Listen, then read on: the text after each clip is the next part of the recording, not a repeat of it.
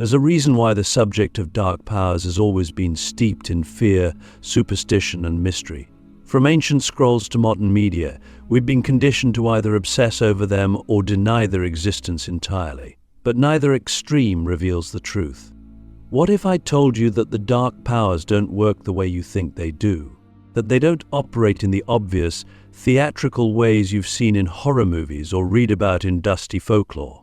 What if their influence is far more subtle, more intelligent, more strategic than any of us were taught to believe? And what if this is the part that might shake your core you've already interacted with them without even realizing it? Let's drop the dramatics and open our eyes. Most people imagine dark powers as shadows lurking in the corner, demonic forces that possess people, or curses hurled by angry sorcerers. But the real danger lies not in the spectacle, it lies in the whispers. The thoughts that are not yours but sound like your own.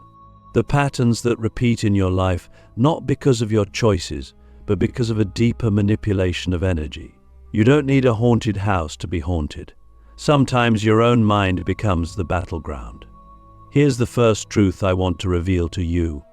Dark powers don't attack you as much as they recruit you. Yes, read that again. Their goal is not always to destroy you, it's to use you. To hijack your energy, twist your intentions, and make you a vessel for spreading unconsciousness. And they do this through alignment. Not through ceremony or spells, but through the silent agreements you make every single day. Every time you choose fear over truth, pride over humility, ego over love, you align. Not because you're evil, but because you're unaware.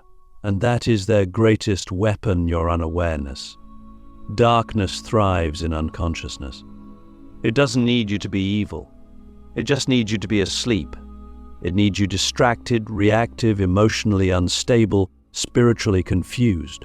Because in that state, you're easy to influence. You're predictable. You're programmable.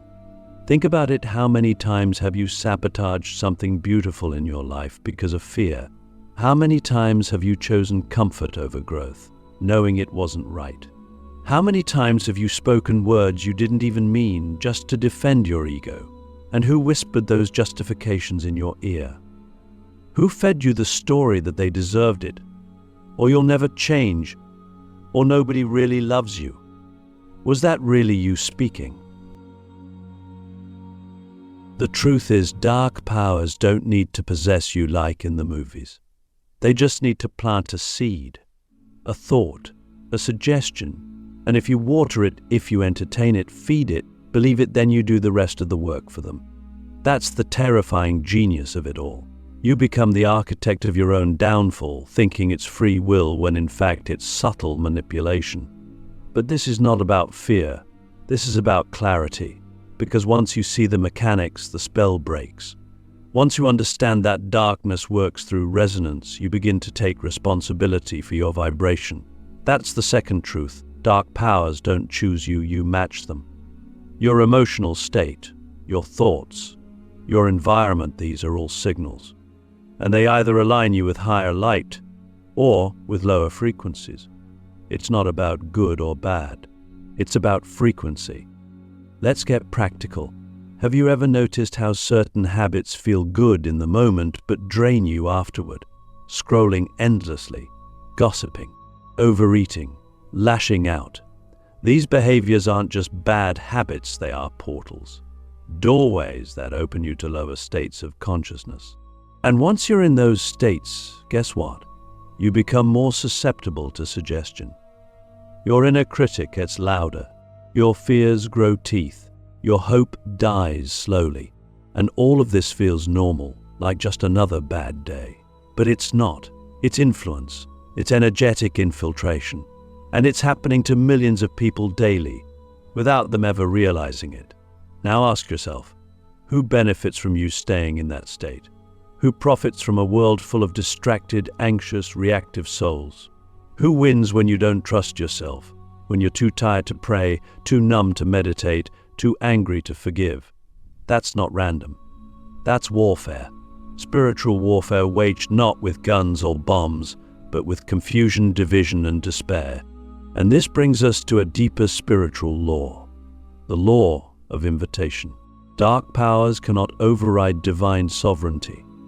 They can't force you into darkness. They need your permission. But they're clever, they don't ask for it directly. They get it indirectly, through your choices, your reactions, your agreements.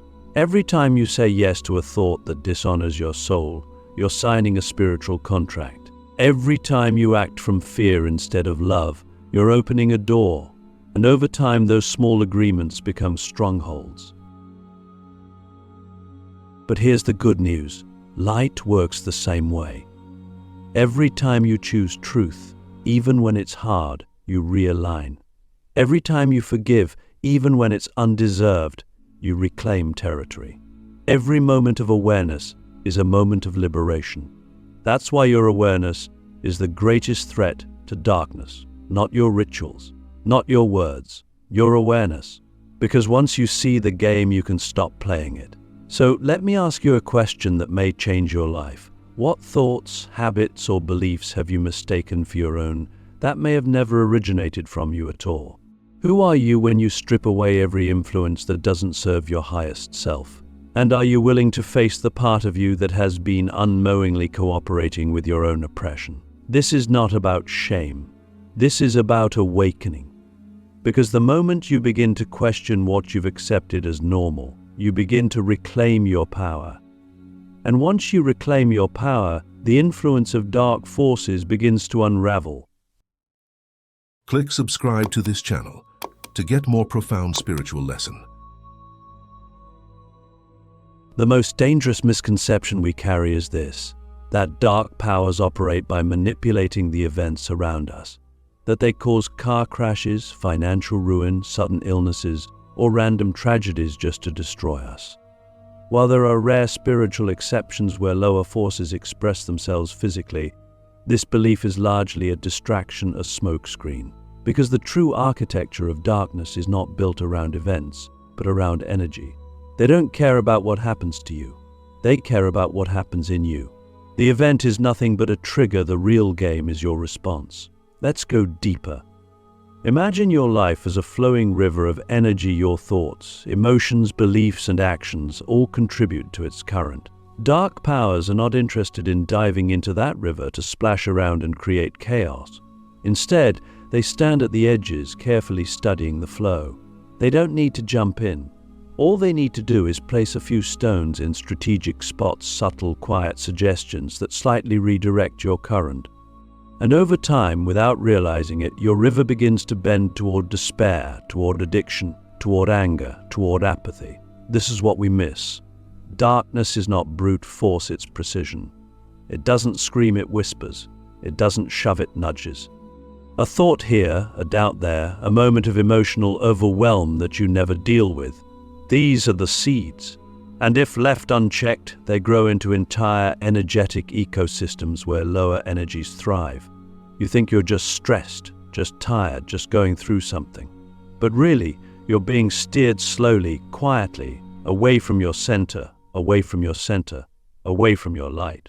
You see, lower forces don't create your reality. You do, but they influence the frequency from which you create. And that changes everything. If they can get you to create from fear, from lack, from shame, then you will unintentionally manifest more of the same. Your relationships will reflect your insecurity. Your work will reflect your inner sabotage. Your body will reflect your emotional disconnection. And you'll think life is just hard, or that God is distant. But really, you've been creating from a corrupted frequency all along. So how do they do it? How do these dark energies manipulate the unseen so effectively? The answer lies in the subtle science of resonance. Every thought you think, every emotion you feel, carries a vibration. And those vibrations either attract or repel certain energetic forces. Just like a radio, your internal state tunes you into different stations. Light frequencies bring clarity, connection, abundance. Dark frequencies bring confusion, isolation, scarcity. You are the radio, and every moment you're tuning in whether you realize it or not. Now here's the twist. Dark powers aren't chasing you. They're not hunting you like prey. They're simply responding to the frequency you're emitting. If your energy matches their domain, you become visible to them. You become available. And this is why your inner world matters more than anything you do externally. You can burn all the sage you want, wear all the crystals, say all the right affirmations, but if your inner world is filled with bitterness, fear, or self-hatred, you've already opened the door. Not because you're bad, but because you're resonating. This is why awareness is power. When you become aware of your inner frequency, you begin to take back control of your energetic broadcast. You begin to notice the moment the thought arrives that says, "You're not good enough." You don't fight it, you observe it. You disarm it with presence. You replace it not with toxic positivity, but with truth. You start asking, whose voice is that? Is that truly my highest self speaking? And when you do, the manipulation loses its grip. Let's be honest. It's not easy, because darkness doesn't just manipulate you through pain, it manipulates you through pleasure, through distraction, through comfort, through the seduction of doing nothing. Sometimes, the most dangerous energy isn't rage or fear, it's numbness. That quiet resignation that says, this is just the way things are. That's the real trap, because as long as you accept it, nothing ever changes.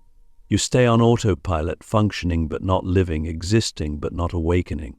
So let me ask you something. What frequencies have you unconsciously been broadcasting? What emotional states have become so familiar that you no longer question them? More importantly, who are you when you are not reacting? Who are you when you are not performing? Who are you when you are finally present? We've been taught to fear the dark as something out there, monsters in the closet, curses in the air. But the real battle is within. The real battlefield is your attention. Because where your attention goes, your energy flows. And where your energy flows, your reality begins to form. This is why the dark powers don't need to control the world, they just need to control your focus. And once they have that, they have everything. But here's the truth that sets you free. You are not powerless. You are not a victim. You are not weak. You are a creator of frequency. A being of light placed in this dimension to remember your divine authority. And the moment you commit to mastering your energy, the game changes. You stop reacting and start responding. You stop surviving and start alchemizing. The moment you realize that your vibration is your most sacred currency, you begin to guard it like your life depends on it, because it does. Most people think darkness barges into their lives like a thief in the night, loud, violent, and obvious. But that's a myth. Dark powers almost never force their way in. They don't have to, because we unknowingly invite them, not with rituals or spells, but with something far more insidious, our unconscious agreements. These invisible contracts are forged in moments we barely notice, moments of emotional collapse, mental exhaustion, or spiritual disconnection. And we sign them not with ink, but with belief. Let me explain. Every time you believe something untrue about yourself, you create an energetic agreement. I'm not worthy. Signed. Nothing ever works out for me. Signed. I'll never be loved the way I want. Signed. These statements may seem like harmless thoughts or emotional expressions, but they carry immense creative power. They are not passive, they are activations. Each one echoes into the energetic field and joins a frequency that attracts the very reality you fear. That's how darkness works. Not through brute force, but through consent. Here's the twist. You can be completely unaware of what you've agreed to, and yet still suffer the consequences. That's how precise the architecture is. You don't have to say, I give permission. Your energy says it for you. Your patterns say it. Your avoidance says it. Darkness doesn't speak your language. It speaks your vibration. If your energy says, I'm afraid to be seen, you attract experiences that reinforce invisibility. If your vibration says, I'll never break free of this pain, then pain becomes your teacher by default. Not because you're cursed, but because your agreement made it so. Now, you might be asking, how can I be held accountable for something I didn't consciously agree to? The answer lies in a hard but liberating truth. Your unconscious mind is still you. The parts of you that you haven't healed, haven't loved, haven't integrated, they're still broadcasting. They're still writing energetic contracts, even if the conscious you is trying your best to be positive, spiritual, or awakened. That's why so many people feel stuck, even after years of affirmations, therapy, or meditation. They're fighting a battle on the surface while the war is being lost in the depths. So how do we begin to unravel these contracts? The first step is radical self-honesty. You must become a detective of your own beliefs. What do you believe about love? About money? About your body? About your purpose? Don't just recite what you think you believe. Look at your life. Your reality is the evidence. If you say you believe you're worthy, but your relationships are filled with neglect, that's a sign of a deeper agreement. If you claim abundance but live in constant scarcity, that's a contract waiting to be seen. The second step is awareness in real time. Begin to notice the moments when you're about to react from an old belief. Pause. Breathe. Ask yourself, what am I agreeing to right now? That question alone can disrupt years of programming. Because most of the time, our agreements aren't made in words, they're made in emotion. In that flash of jealousy, that wave of shame, that quiet resignation. These are the emotional signatures of spiritual agreements. And once you see them, you can renegotiate. Yes, renegotiation is possible. You can tear up the old contracts, but not with force, with presence. Every time you choose to respond differently, to speak truth instead of shadow, to love instead of shrink, you are rewriting your energetic agreements. And as you do, the influence of darkness can no longer find a foothold, not because you fought it, but because you are no longer available to it. Here's what they don't tell you. Darkness is not interested in your power. It's interested in your permission. And when you stop giving it, it loses access. You don't need to defeat it. You just need to outgrow the version of you that once needed it. Because that's the real function of darkness. It mirrors the parts of you that are still unhealed. It doesn't come to destroy you. It comes to expose what you've forgotten to look at. So let me ask you this. What silent contracts have you signed without knowing? What suffering have you accepted as normal? What identities have you clung to that were never yours to begin with? And more importantly, are you ready to dissolve those agreements by becoming someone new? This is the moment where transformation begins. Not in the light, but in the shadow. In the willingness to look at what hurts. To feel what you've numbed. To reclaim what you've given away.